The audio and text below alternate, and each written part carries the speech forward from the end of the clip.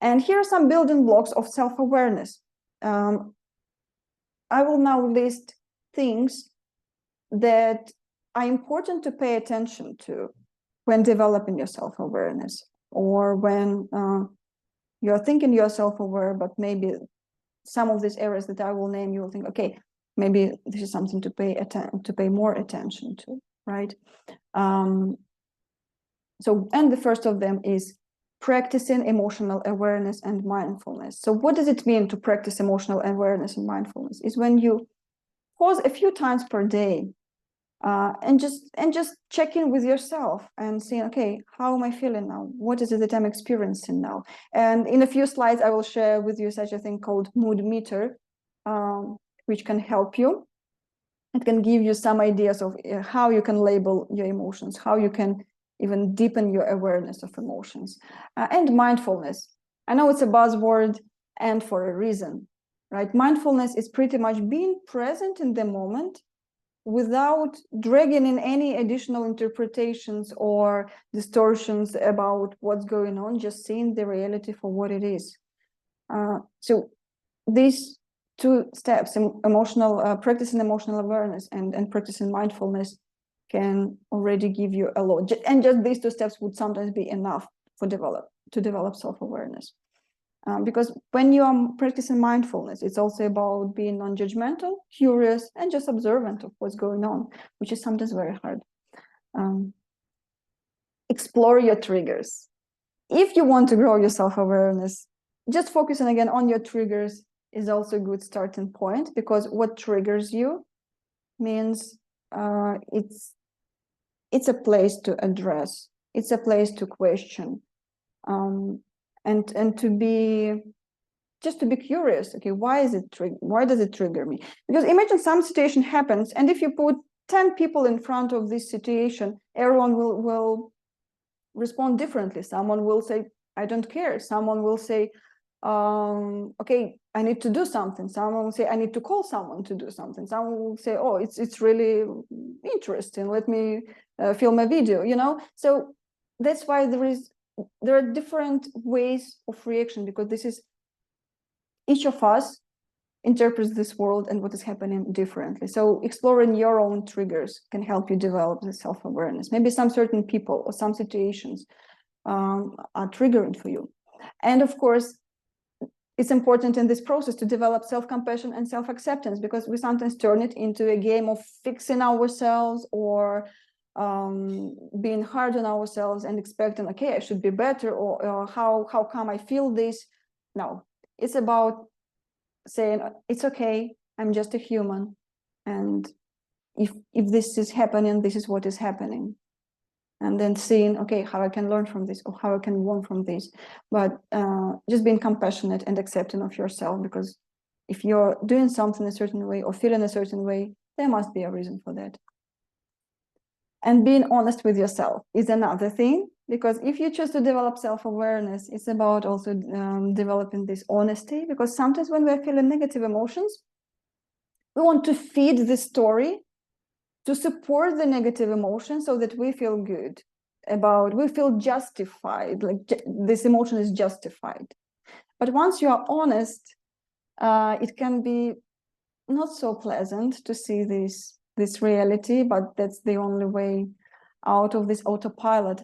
And I want to give you an example, maybe, about honesty with yourself. And I once had a case when a client said, like, this colleague at work irritates me, she triggers me, I don't know how to deal with her, she's a show off, and so on and so on. And then when after us having some conversation and him being honest with himself and using the self-awareness, he said, actually, you know why she irritates me? Because she has so many great ideas and she is sharing them, and I have so many great ideas, and I'm not. And then this honesty helped him, this trigger just dissolved, and he started also sharing his ideas, respecting her ideas, and they learned to collaborate together. So it's an example of being honest with yourself. Connect with your values, another thing. Because if we don't live according to our values, our emotions will keep telling us about this. We will feel unhappy, we will feel unsatisfied. just because we don't respect our values or somebody else doesn't, and we allow our boundaries to be crossed.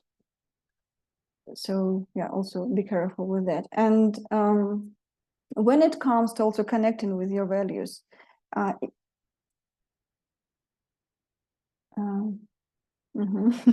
thank you, Hannah. It's amazing to get it one day.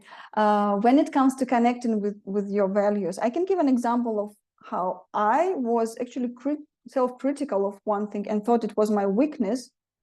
But when I did identify my values exercise, so to speak, I actually understood that this is my value and this is something I have to respect. And then I started feeling so unpleasant in those situations because I became congruent with myself. I had this awareness that this is my value. And the value was, I'm really not, but it's important to me how things look, this aesthetic part of things. And I sometimes thought maybe it's my weakness.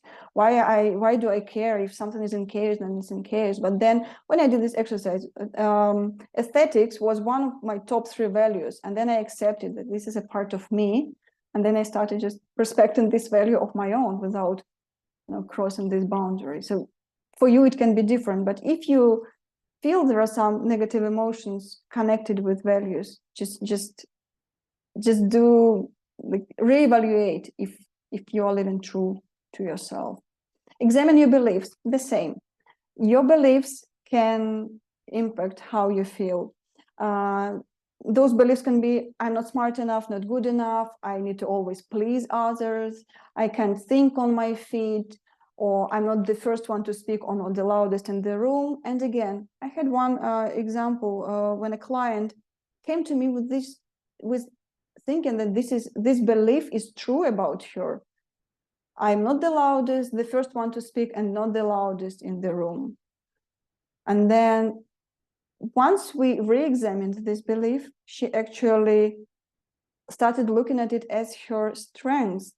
Because I said, okay, so what do you do? She said, but yeah, I listen to everyone's opinions, then I summarize and I come up with ideas which people who were shouting or answering loudly or first couldn't think of. And then she just embraced, again, this part of hers as her strength, not as, okay, I have to be the loudest just as others. And it helped her grow. So, and it's connected with values as well. Ask for feedback. The hardest part. No one likes getting feedback, especially if it's criticism, let's say constructive feedback, let's call it. But imagine as well, it already exists. This person already has this observation. So whether you know it or not, it's already there. Just fear of finding it out. Yes, it's there. But again, this feedback is already there. So maybe it's good to also ask for it, because there is a saying which I heard from one great public speaker, Les Brown. I'm not sure if you know him or not. He said, why we need feedback, or why we need sometimes coaches or someone else to give us this reflection, is because when you are in the box, you cannot see what's written on the box, and again, knowing your strengths and drivers can also help you build a life of being more congruent, more open with yourself, honest with yourself, which will improve your relationships with yourself in the first place and with others. Thank you, Hannah, for your comments.